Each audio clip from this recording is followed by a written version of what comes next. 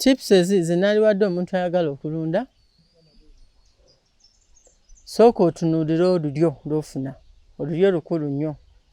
Ne bw'onookola byonna byonna ng'olulyo lwo si lulungi tojja kufunamu. Tunuulira olulyo lw'ogenda okulunda. Bw'omala ofuna olulyo olulungi kati oba ofunye olulyo ng'olwaffe. Bw'omala ofuna olulyo olulungi ekiddako tipu ey'okubiri nutrition.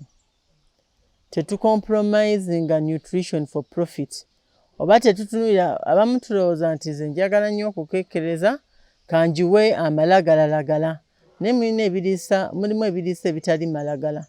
Kakitegeeza era naye ejja kukula ng'ey'amalagala. Embizzi gy'owadde amalagala n'ebidoodododo tejja kuwa baana bangi nga mbizzi gy'owadde emmere erina nutrition erina nutritive values zonna. Kaakati tipu endala gye njagala bawa n'enzimba y'ebiyumba entuufu. Era bw'obadde olaba nti ebiyumba bino bibaddewo naye ng'olaba wonna w'osanze tosanzeewo mbizzi wozisanze nti zeddugaza zirina obuzibu obiyisemu n'ebibadde mu group. Obadde olaba kati embizzi ezo kye kisolo ekisinga okuba ekiyonjo.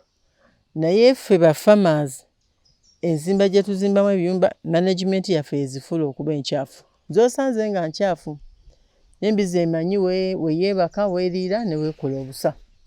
Byonna ate ekikwata mu mutwe yeeba ekimanyi nti bwetyo bwekola. Kati bw'esanga nga gwe nannyini oli mukyafu n'ozimba obukyafu buva mu nzimba gye wazimbamu ebiyumba, obukyafu bwe buva mu management n'ebirala biki ng'embizzi eyo efuuka enkyafu. N'olwekyo ensonga lwaki tubakoola nti mujje musome muyige ate ebintu bino tubikola tutya. Naye kuba kuzimba kiyumba tozimba buzimbi nti wafunye ssente nti nzimba ebiyumba by'embizzi. Ozimbe ozimbira ku standards eziri recommended nti ne bw'onooteekamu ensolo yo ejja kukola ky'erina okukola mu butuufu. Kati tipu endala gye nsembayo bawa by'ebyobulamu. Ebyobulamu ebyo nabyo tubikwatako nga kikulu nnyo. Bwe mbibannyonnyodde tezirwala tezikola ki naye ate olina okuziyiza olukuku n'ebiwuka. Kati mu tipusi ezo zonna waliwo ekintu ekikulu kye tutalekaayo ze records. Owambuuzizzaako ng'olaba embizzi zino zonna zirina ear tags. Kye tuyita ear tag erinnya lyange leero nze Esther. Embizzi eyo erinnya lyayo ye nnamba eri ku ear tag. Kati tukuuma records naye buli lw'oba okuuma records okwawula nti zino records za mbizzi eno olina okuteekawo ennamba yaayo. Kituyamba okuza-identifyinga. Kaakati buli lw'otakuuma records buli byonna byonna byebagambye breed, nutrition, tugende mu byobulamu, tugende mu records zonna eziri financial, eziri performance records, ebyenjawulo byonna byonna tubikola nga tusinzira bituyamba okutekinga decisions ku faamu zaffe. Kati okusembyayo tipu gye nsembayo bagamba nti mwenna mulina okudevelopinga business plan nga tonnakola. Faamu eno okubaawo emyaka gy'ebaddewo tubadde ne piriyodi bonna abantu bwe bazitunda ne bazivaako naye ne zisigalawo. Bw'oba wa developinga business plan osobola opulaninga ne time nga bw'etyo oba wagyetegekera. Kwegamba business plan ekugayidinga n'okumanaginga enterprise yo n'okugifunamu nesobola okubeera sustainable.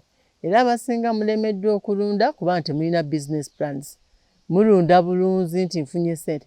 Naye wano y'emu ku service gye tu-offering we develop for your business plan. Ffe kasita otubuulira idea yo nti nze njagala embizzi bwezi n'otulaga ekifo nga ffe tukuwa consultancy eyo nga tudevelopinga business plan eyo nga gw'otandika nga tukulaga kwegamba ekulaga okutegeera embizzi yo nti nno weekolako n'evaluation nga gwe fama.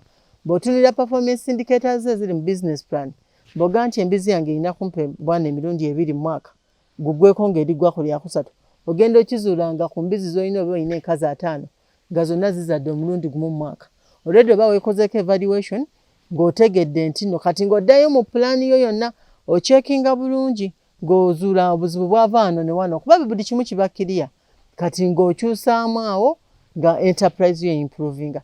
Mu kifo ky'okudduka obulunzi bw'embizzi tubakoowoola mujje tulunde nammwe mukozese obukugu bwaffe tubawa amagezi ago, tuba developing business plans, ate musobole okulunda obulungi.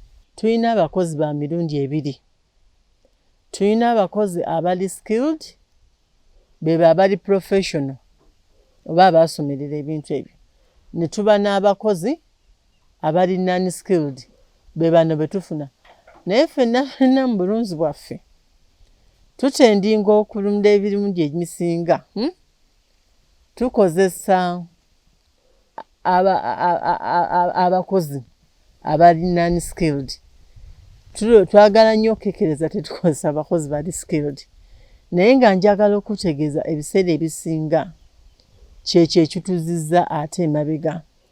Omukozi ono ali skilled from experience, kambabuulire nti mulimu ebintu bingi nnyo byakola, abeera ne something to lose, abeera nekyagezaako okuprotectinga profession ye. Naye bano abali non-skilled, buli kintu akikola nga bw'ayagala, tafaayo. Amanyi gobokeera n'omugoba, wali kukuba ajja afuna omulala amuwa omulimu, kuba teyeetaaga kuba nti yagusomerera. Kati n'olwekyo mbakubira omulanga, bw'oba temulina ku faamu, mukozese consultancies zaffe. Musobola n'okugamba nti mujje mutuvisitingenga emirundi bwe giti mu mwezi, oba omulundi gumu mu mwezi. At least omulundi ogumu ogwo mu mwezi oba ogusasulidde. Naye ebintu bingi nnyo eno professional eye, oba byemba ndabye, tibyensobola okuwabula n'ekugamba kola kino na kino na kino na kino, bw'obikola faamu yo ne improvinga. Tulekeraawo okulunda nga tu-eliminatinze professional skill. Mpozi n'akasembayo njagala okukoowoola abakyala. Abakyala abali eyo, ebintu bino mbikola ndi mukyala nga mmwe. Ate ndi mukyala omukozi ennyo. Mbakoowoola nga mbagamba nti mwekwatekwate ng'abakyala mukole. Mutandike embizzi kyekimu ku bintu ebirundira wafunda, mbizzi, nkoko neki. Mutandike obulunzi. Mugende ofune embizzi, n'omwami asobola okusapootinga ne muba bafunda. N'otandika eri mu backyard. Kwegamba naawe n'obaako nekyoyongera ku family. Mu Uganda ya leero ssente ezivudde mu nsawo emu. Abaana bo tebajja soma masomero malungi, abaana bo tebajja kufuna life nnungi. Bwe ngamba life ennungi, okufuna ebyetaago byabwe mu bulamu bwabwe ng'abaana. Naawe kennyini tojja kwezimba, kubanga tuba tulabira abaana, naye ate n'obukadde bwaffe tubutegekera. Tijoli kaddiira, togenda kaddiwa ng'oli awo nga tusobola kwebeezaawo. N'olwekyo nkoowoola, lwaki nkoowodde abakyala?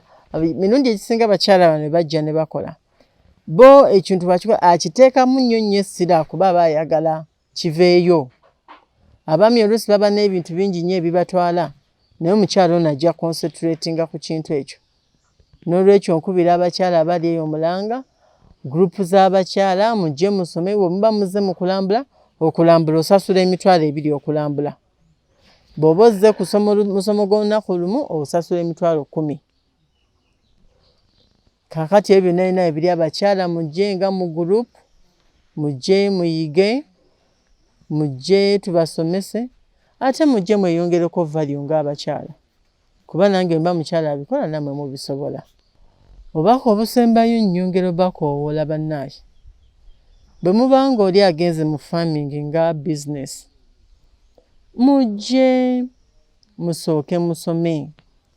Bizinesi yonna gy'osoose okufuna amagezi gaayo nga tonnagitandika, ogitegeera ate era ekulamira.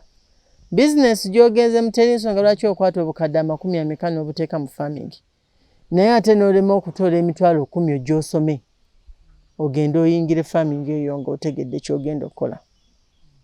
N'olwekyo mbakoowoola mujje musome. Ennamba yange eri 0, ennamba ya Kasanje Practical Farm eri 0772476854.